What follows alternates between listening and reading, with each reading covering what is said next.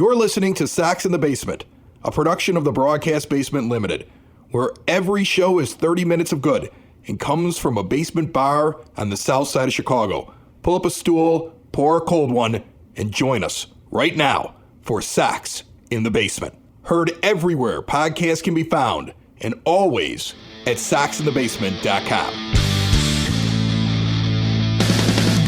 And welcome into Sox in the Basement. My name is Chris. His name is Ed. Belly on up to the 9-foot homemade oak bar. Pour yourself a cold one. For fans, by fans, all White Sox. 30 minutes of Sox that is Sox in the Basement. And we have so much to talk about today. I mean, this has been like one of those crazy, weird weeks in White Sox fandom, with so many strange and interesting things coming out of Glendale. And out of the mouths of people who are high-ranking members of the White Sox, the show writes itself. It's all brought to you by Family Waterproofing Solutions. Look, Ed, did you get any water in your basement this past week? Yeah, actually, Cook County dropped off 4 buckets of water from somebody else's house because I didn't get enough. I mean, it was crazy. People are trying to make sure they can keep the water from all the snow that's melting out of their basement. You may have discovered a problem, and trust me, if you discovered it, it got worse because water was passing through your foundation. Never let that happen again. Reach out to our good friends at Family Waterproofing Solutions. They are family-owned, they are veteran-owned, and they cover northern Illinois and northwest Indiana, and they give you money off for mentioning Sox in the Basement. That's a pretty good deal. They handle anything to do with your foundation, your sump pumps, things that are going on around the house. See something weird with your sidewalk that might have to do with your foundation. Check them out. The phone number is on our logo wherever you are listening to this podcast, and also you can visit them at famws.com. And I'm hoping that Ken and Marie over there will meet us at Sox in the Basement Fest. I'm putting them on the guest list. This thing is getting bigger and bigger by the day.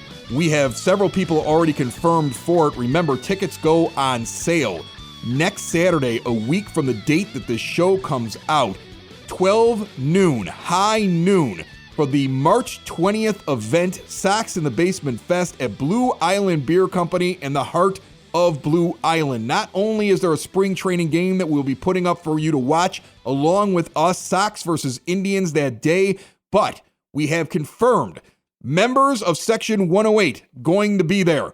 Jordan Lazowski from Sox on 35th, Matt Sawaski from Pinwheels and Ivy, and no less than 4 and maybe more major media personalities have given me the handshake, have given me the wink, have told me they're coming, but don't announce it until Wednesday, okay? Because they want to be sure because of the pandemic and whether or not they're stepping on any toes. We also may have a couple of former players showing up. I don't know how this is going to work because I'm dealing in a pandemic. I might get somebody says I'm in, their wife tells them, no, you're not, you're staying home, there's a pandemic. I have no idea how this is all going to work, but we are going to be releasing a pretty good-sized list on the next episode, and then tickets go up on Saturday, a couple days after the list comes out of who is scheduled to appear. But this thing looks like it's going to be big. $15 secures your spot, limited tickets, so you want to make sure you get them right away. You get a beer when you walk in the door, the Sox in the Basement trucker hat, and you get a bunch of swag because we have all kinds of local businesses and business partners that we have and people that advertise that are throwing in stuff into your swag bag. You're getting that $15 and more back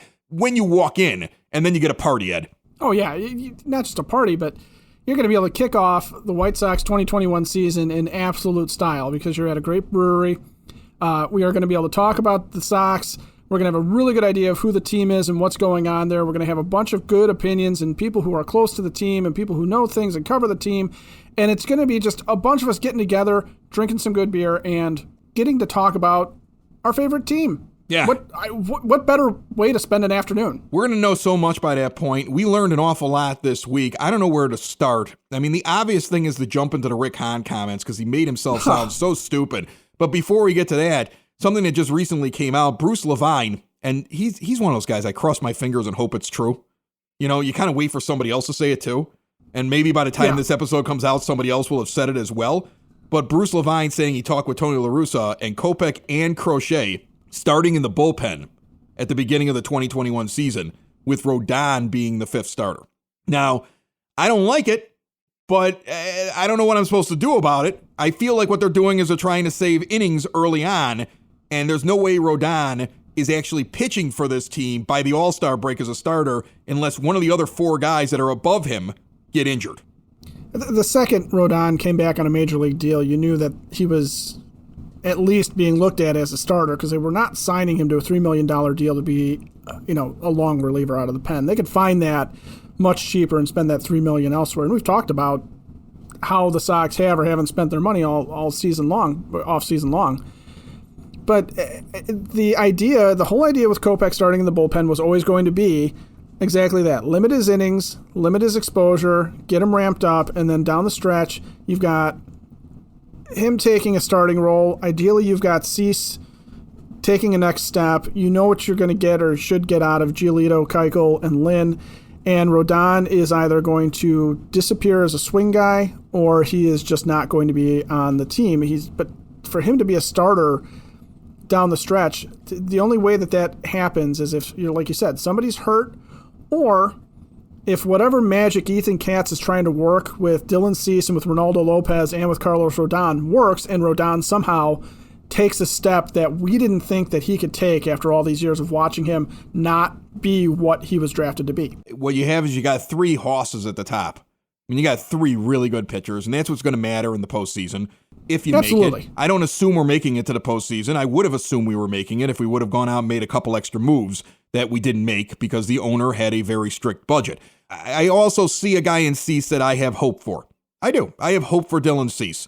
The book is not written on him yet, and he's got a new pitching coach, and I have very positive vibes for him. He gets every chance in the book in my mind. Even if he comes out slow, he gets every chance in the book. But the fifth starter is a failed first-round draft pick that the team didn't care enough about to tender an arbitration deal, and if he would have been snagged by somebody else, they would have just picked somebody else out of the scrap heap. And for a team with championship aspirations, it bothers me that was the plan, that it was going to be Rodon or somebody Rodon-like. And that was all we were going to do. And they knew that back when they did the tenders. It goes back to the article that The Athletic had earlier this week, and we're going to get into this a little bit more here later on in the program. But Rick Hahn, I guess, sat down and needed to get stuff off his chest.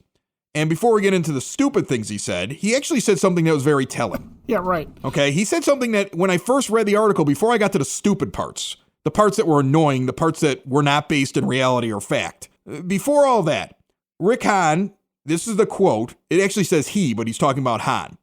Hahn indicated that the onus is on the front office to spend wisely rather than simply spend more. Translation to this is very simple. This is what Jerry gave me to work with, so I had to operate under a budget, and based on that, I'm pretty happy with how I spent the money I had. That's how I read that. And that's fine. I can't blame Rick Hahn for the budget given to him by his boss. All 32 teams operate that same way. Ownership says, here's what you can go spend. Do it in a smart fashion. It's just that some teams have the ability to throw around more money than they would actually need to spend to do what they want to do, right? But the vast majority of teams are still going to be spending out of a limited pot. Look at the Yankees. The Yankees are historically a team that just spend. But look at their starting rotation this year.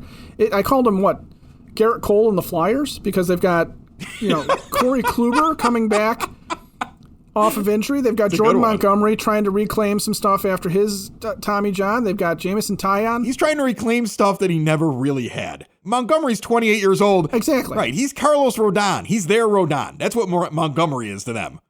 Except for their Rodon is number 2 in the rotation right now. And our Rodon, we're kind of lamenting that he's the fifth starter. So tell me if I'm what you think. Am I right or am I wrong, man? The way I read this with this team is that when I look at the comments a few weeks ago and I look at the fact that now Kopech and Crochet are starting in the bullpen, if I take a big view of it, if I sit back and say, okay, let's try to decipher what's actually happening here, I believe that Michael Kopech is going to be a starter on this team sooner rather than later. But this is a way to control his innings, and they want to be sure. And by doing that, they can give Rodon, he'll still get 3 to 5 actual starts. And I say actual starts as he's not the opener. If after whatever the limit is, because remember they did this with Lopez last year. They gave Lopez a start out of the gate. And when he sucked, they were like, we're done with you. And we said this leading into the season, manager was mad at him.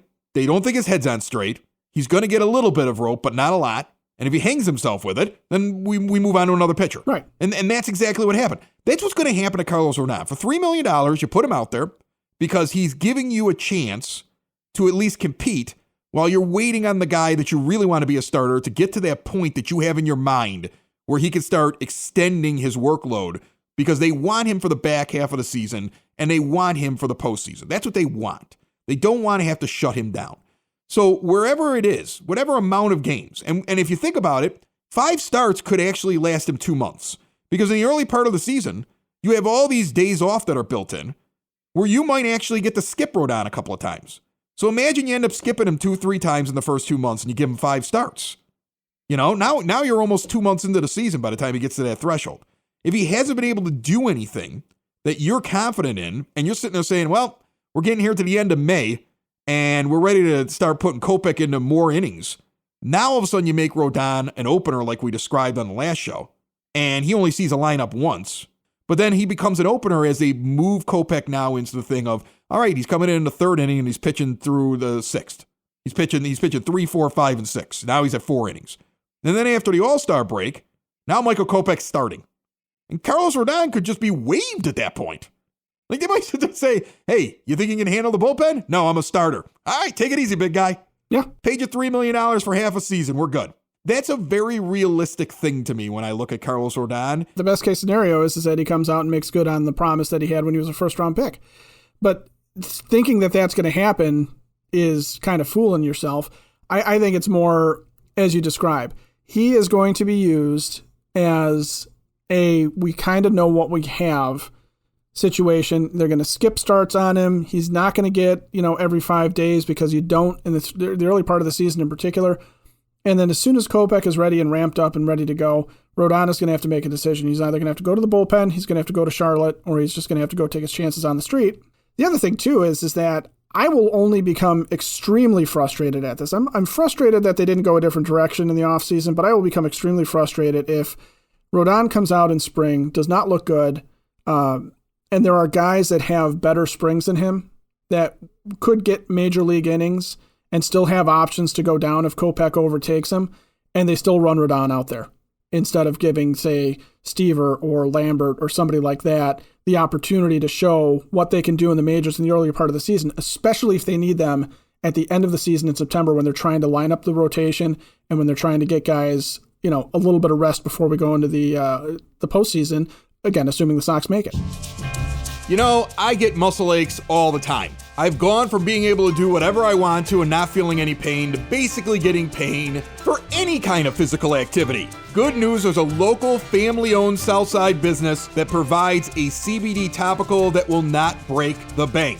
Creaky Bone Balm offers concentrated relief for creaky bones. It is an effective hemp-based CBD in a rejuvenating balm. And guess what? It's made in small batches, always free of preservatives, and all natural ingredients. It's great for muscle aches, tension, inflammation, joint pain. You can even use it for skin ailments like burns and dry, cracked skin. Right now, go to creakybone.com and use the promo code BASEMENT. Get 20% off your order.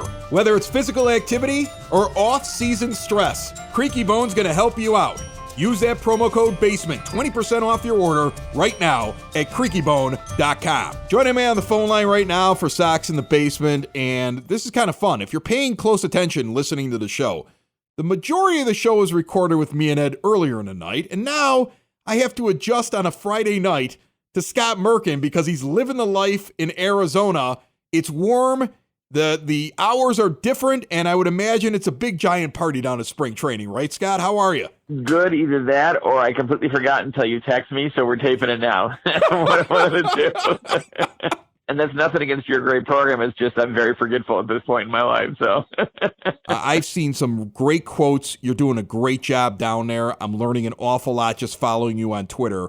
Thanks. It seems to me like we have a really young, exciting team, and we've got some really interesting guys that probably won't make the roster, but it's going to be interesting to see who's the 26th man.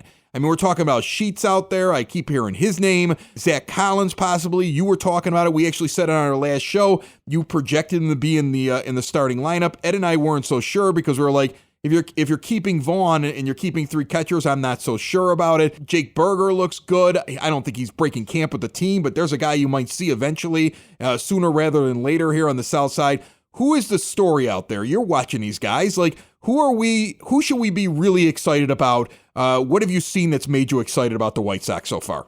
Well, I think the story of camp is Tony La Russa, right? Because he's 76 years old and he's back managing for the first time since 2011 when he won a World Series title with the Cardinals, and he's won 3 titles and he's won 2,728 games. And he was a surprise to basically, I think, everyone but Jerry Reinsdorf is the new manager of the White Sox. And, didn't have a great start for reasons that have been gone over many a time now. And, reasons that should have never happened, but they did. And now it's the focus is on baseball. So I think that's the story. And the fact that players seem to really be responding to it. And, I think one thing not to get caught up on is, people were talking about, there's been a lot of quotes about he has a great attention to detail and that every move has a purpose and that, his knowledge is pretty much unmatched. I don't think this is at all meant as a shot at Ricky Renteria, for the job they did last year. I mean, I watched spring training last year up until it got shut down on like March 12th or something like that. And it wasn't like, they were rolling the balls out there and Ricky and Joe McEwing were sitting with their feet up in cars taking naps. There was good work being put in by a team that finished 35-25. And who knows what they would have done if they didn't, have that rough finish that took them from a number 2 seed to a number 7 seed. I think it's more a testament to players saying, we really like what we've seen from Tony La Russa, not saying he's better than manager X or manager Y. It's just what he's done right now is doing a great job. And, he's going to be the guy leading them, but ultimately it's going to be the players that dictate how good this team is this year. Who has the most swag right now in camp? I'm just curious because you're down there. Is it Tim Anderson, the king of just confidence, or is it Yoan Moncada because he has his own music video? Like, is that coming up down there? Or guys laughing about that? Like, I saw it. He's got like 15 girls in bikinis. He's dancing around. To me, I'm impressed by Yo-Yo. I mean, that's how you recover from COVID-19. He's done it. He's got me convinced he's ready to go for 2021. I'm going to go off the board and say Daryl Van Schouwen of the Sun-Times has the most. No, I'm kidding. I'm going to say I think it's Tim. It's always Tim. That's what Tim is about. Tim is the ultra confident guy. And, I've talked to some people about him this camp and just how much he's changed, from like, I remember just like as someone who interviewed him, when he first came up, and understandably when he first came up, he was a young guy just kind of learning the ropes and wasn't sure one way or the other what was going on, but just kind of trying to fit in. So he didn't say a lot. And now he's, the vocal leader of that team, and I mean, really him and Abreu, I should add, going back real quickly to the question about the story down here. I mean, obviously one of the stories is Jose Abreu has not yet, reported because of the COVID issues, and that's a guy they need, to a man that is the people, what the players talk about is their leader, they're the leader of that team. And, you want him to be healthy. That's the biggest thing you want. And it sounds like he's asymptomatic and everything is just a process right now, but you want him to be there and be healthy. But yeah, I think the swag goes, it's always Tim Anderson. That's my opinion. And in a good way, it's a good bravado. It's if you want to beat me, come at me, but you're going to have a tough time taking me down sort of bravado, not a I'm better than you, don't bother me type of thing. It's, we've worked hard to get here. We know what we did to get here. And now we believe we're going to win once we're here kind of thing. Let's talk about Carlos Rodon. Word comes out today out of camp. There's some reports that Michael Kopech and Garrett Crochet will start the season in the bullpen. So a lot of people assume that means Rodon is the 5th starter with Cease sitting at 4 in there. And it's however they line up. But it's going to be your big 3, Cease and Rodon. The question that we both have, and Ed and I have been talking about this on the show, how long of a leash do you think that Carlos Rodon actually has? Because it feels like Michael Kopech is destined to be a starter before this season is over. And, remember, they let this guy go after arbitration and allowed every other team to have a shot at him. Yeah, they brought him back, but if he doesn't get out of the gate quick, how long does he last in the rotation, do you think? I certainly don't want to take anything away from any other outlets. And I heard, the La Russa interview was very good on the Score this morning, but I personally think now Kopech is an interesting story because Kopech, until Rick said that in his first Rick Hahn in his first meeting with us at spring training, that he was going to be used in a different way. At that point, you pretty much knew he was breaking camp with the team. Rick is very good at saying things without completely saying them.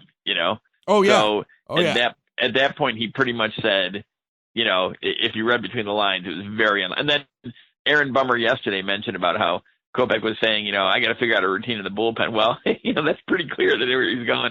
And Crochet to me was, as soon as, he left the game in Oakland and shortly thereafter they found out that it wasn't it wasn't a serious thing, and he was, in the throwing program. He was working out of the bullpen this year. This is a team that's meant to win this year. This team is not meant to make an incremental jump. They didn't hire Tony La Russa to, improve by 10 games and, maybe get to the second round or the ALCS. This is meant to win the World Series, and you're best helped as a team by having Michael Kopech and Garrett Crochet on the Major League roster.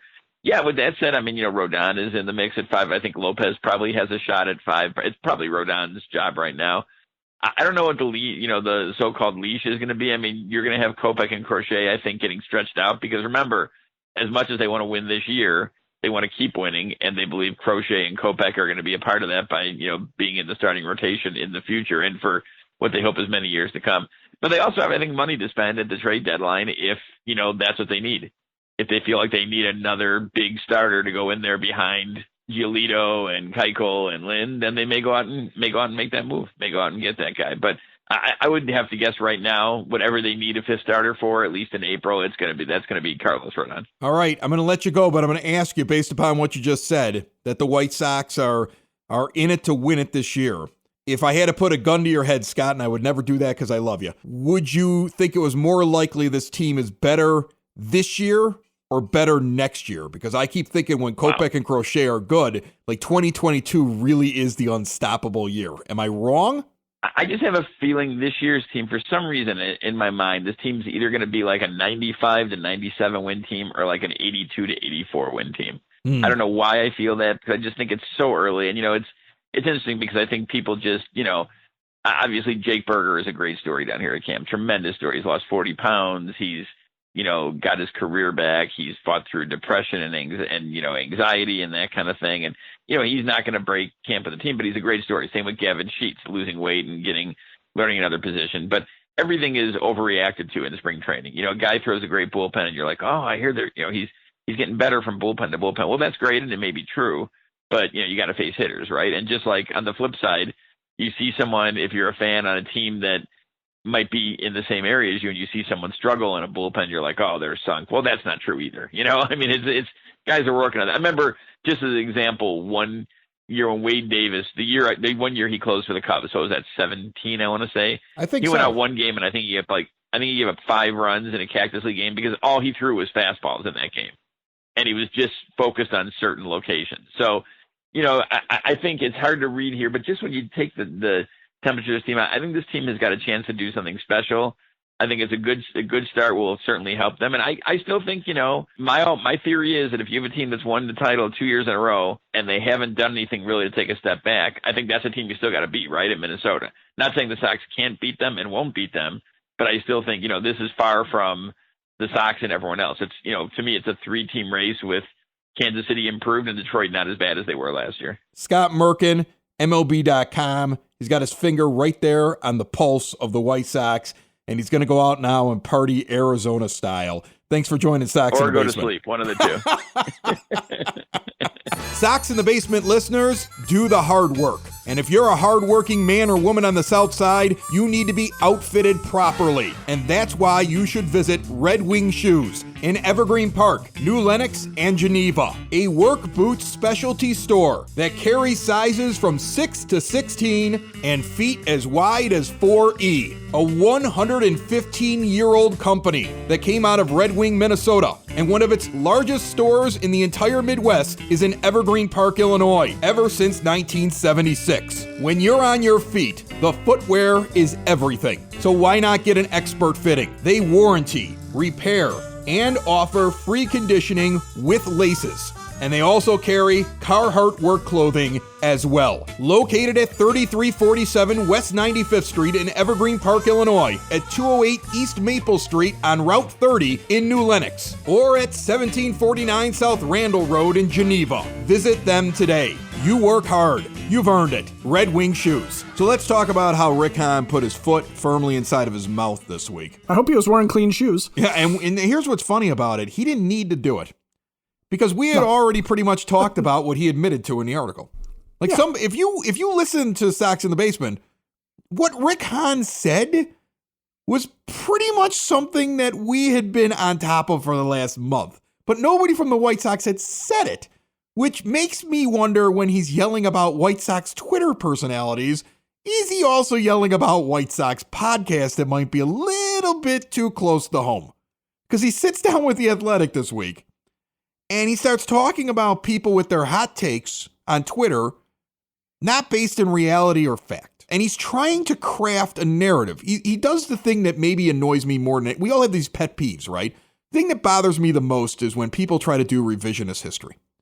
When people try to tell you some narrative that you're like, but no, that's not what happened. No, we're witnesses to this. No, I got the tape. I got the video. I got the receipts. That didn't happen. And the person's like, nope. It's like they're pulling a Shaggy. It wasn't me. In the song, they're like, it wasn't me. Yeah. But I saw you not spending the money. It wasn't me. But I saw you not going after a pitcher. Wasn't me. Wasn't me. That's what that is. And that's what he did in this article, because he says, I don't really pay attention to Twitter people, and I'm not really concerned about what they think. But I'm going to have now two or three paragraphs in this article are now going to be me yelling about fans and giving their opinions. Right. For a guy who talks about how he doesn't care about the opinion of fans and how he doesn't read Twitter. He goes on at length about it. Yeah, doesn't he? Yeah, he really talks about it an awful lot. It really actually does bother him. He says, that stuff doesn't bother me, but it clearly bothers him, right? Yeah, he the whole time he's talking about it, he's sitting there, he's basically defending himself to everything that you would see on White Sox Twitter and amongst fans. And yes, I'm going to go on and limit guest podcasters and bloggers and all that stuff too. Oh yeah. That's and you know what the next thing is when he shows up on the corporate podcast in 2 weeks and backs it up. Or when they start talking about how Rick Hahn's right. We've seen this act before. We saw this a few years ago when he went on and screamed about people at that bar. Which one was that? Reggie's? He goes and sits down, he does a thing with the corporate podcast, and he blames White Sox fans. He claims that all of them, that too many of these fans want us to fail. Like he lashes out in the middle of saying he doesn't care what they say and he doesn't read it. But man, he was prepared with comments. Well, he certainly was. And remember, the corporate podcast released that comment hours before they actually put out the full podcast to highlight it, just to take a shot and gaslight the fan base. It was so blatant when they did it. We talked about it afterwards. And I feel like we're going through it again, and we don't need to. It's spring training. There's too much positivity around this team. Rick, you had it with the quote that I said earlier in the show. When I talked about what you said earlier in that article, and where you're basically saying, this is the budget I got, and I think I did a good job, I agree with you. I actually think that you did a good job with what you were given. But don't start defending the spending practices of your owner and acting like we don't know what we're talking about. The fact remains, and we've gone over on this show before, but in case you're new, I'm going to say it again. The fact remains that for years upon years before the rebuild, the White Sox ranked somewhere between 12 and 14 compared to every other team in Major League Baseball with their payroll. They sit all the time compared to everybody else somewhere in that 12 to 15th in Major League Baseball payroll. Then they go into a rebuild and they drop their payroll to the bottom, and they save hundreds of millions of dollars over those next several years. They're back this year to that same ranking. They're sitting right in there, 12, 13, I believe, right now. Okay, depending on what other people did, they might have dropped a little bit. They're right back. So yes, you are back to what you used to spend before the rebuild. But when you said the money will be spent, we all thought it was that money that you weren't spending during 3 years of suckage, where we were still going out and buying hot dogs and sitting at the ballpark, where you were telling people, come out and support the team because the money will be spent. So don't tell me that people who are questioning that phrase and asking, why didn't we at least spend another $10 million on a more reliable fifth starter than Carlos Rodon? Why didn't we add some depth to this team? Because as you say in the Mismatched Sox blog that's out currently, you go through the depth because when Jose Abreu contracted COVID-19, the world lost its mind because they're like, oh my God, what if it's just like Moncada? Which I don't believe because he's asymptomatic and thinks that he actually got it back in January, and I think this is a very different case. I mean, from what I'm reading, it seems very different, but that was the initial reaction. You go through, do we have enough depth? And you show some places yes, some places no. If you would have just spent a little bit more than what you normally would have spent, like 10 or 15 million of those hundreds of millions of dollars that you saved during the rebuild, you wouldn't have this kind of reaction. We're not even saying where's the other 200 million. A lot of us are saying, could you just use like 15 of it this year? Possibly. Anyway, that's fact. Those are actual facts. Those are facts that people can look up online. It's almost as if Rick Hahn is mad because the fans that pay attention to the team paid attention to what was going on. And And the propaganda machine wasn't able to shut up the independent podcasters and bloggers who have actually shined a light on what really happened with the money. And so now he wants to lash out, and he should have just not said it. Like, we're not against you. I have said over and over again, I am not blaming Rick Hahn for it. I'm blaming your owner. And I don't root for the White Sox for Jerry Reinsdorf, for Kenny Williams, or Rick Hahn, or Tony La Russa. I root for the White Sox because I'm a White Sox fan. I've been one since I was born. My dad took me to the games. They're my team, and it doesn't matter who the chairman of the board is or the owner is to me in any way whatsoever. It matters to me, is there a good product on the field? And as a fan, I'm allowed to ask the question that we just asked. What happened to that money? And I'm allowed to stand there and say, it is based in fact. You are trying to change the narrative and change history when we all just watched it and paid very close attention to it over the last 4 to 5 years. So don't go on there and sound stupid, because you sounded stupid. You were doing a really good job. It was a really nice article. You made a really good point that I couldn't wait to talk about. And then I go 3 paragraphs down. And I'm like, why, Rick? Why did you do that? Well, he's just making it a story again. You know, we could have just put it to bed, because I had moved on, Ed. We had moved on. We had said on the show, we're never talking about this again. And then he made it a story. And he chose to go make it a story. He couldn't control himself. He went and found a reporter, sat down, and unloaded. For an hour, supposedly, he had this conversation with him. Well, and the problem I have, too, with this is, like you said, the revisionist history. When they failed to sign Manny Machado, all right, what were we as fans faced with? We saw Kenny Williams come on and act surprised because he thought they had the best offer. But they didn't. But then they tried to tell you that it was, but they didn't. Yeah, and you know what? And it doesn't matter what your offer was. It clearly wasn't the best offer because Manny Machado didn't take it. I get a lot of the points that he makes. They're valid points, right? You can make the point about the pandemic. And then we can sit down and try to talk about, well, how much did they really lose? You guys want to show us the books? And when you're talking about what you lost, are you talking about you actually went into the negative, into the red, or there was profit you thought you were going to get that you didn't get? You're like, how does that really affect things? But they don't tell you about that. They just say the word pandemic like it's a magic word, and they walk away. All right, and all these owners are doing the same thing. But when you press them on it, they won't talk details with you because it's BS. You know, no, and any crisis is going to be used to the advantage of those that are in power and that are rich. I think everybody kind of knows that. So you got a very rich owner who's very powerful within the league, and he's doing what he's doing, and they're frustrated as a team that there's people paying attention to what they do. And I don't think you're a bad fan to ask the questions that we ask. In fact, you're an involved fan. You're the best kind of fan. You actually love the team. You actually care about the team, and you become disappointed when you see obvious things that could have been done for the team that aren't done. If you weren't going to spend any more, then just move on. Just stick with that quote of this is the budget that I got and move on. Why did you take, it's like the wounded scabbed over. People are excited about everything that's going on in camp. People are embracing Tony La Russa. There are people that 3 months ago, there are people that I know that were like, oh, this is a terrible hire. It's terrible. Now we're sitting there going, man, I think he's going to be pretty good. I think he knows what he's doing. I hear what he's talking about. I think he's going to be really good at what he does. I think he's going to have really versatile lineups. I don't think we're going to run into the same thing that we saw with Rick Renteria. And I agree with that. When I was told that, I told my buddy, I was like, yep, exactly. It's going to be different lineups set up for different matchups. And there's no like cookie cutterness of it. This is going to be a real manager. There's an upgrade there. And people are coming around and becoming more and more positive. And then your general manager walks out and just peels the scab off and lets the wound start bleeding again. And again, it's again that the organization attacks the fan base that they actually serve. Like it doesn't make, it's mind-boggling to me. It seems like bad business.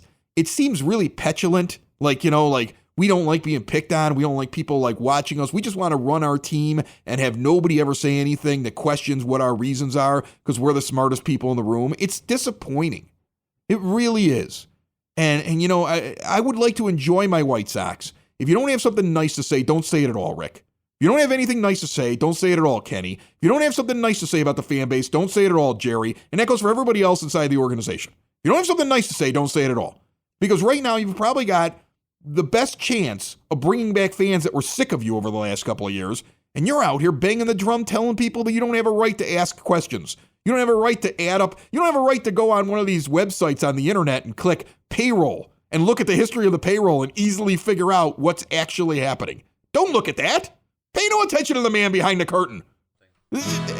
It's maddening, and I don't want to talk about it ever again. I really don't. I really want them to just shut up and play ball, and you better be ready to make a move midway through the season to improve this team if we're on our way.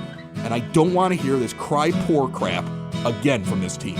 Either shut up and don't say anything, okay, or have something positive to say and stop picking on your fan base. Sox in the basement. Sox in the basement.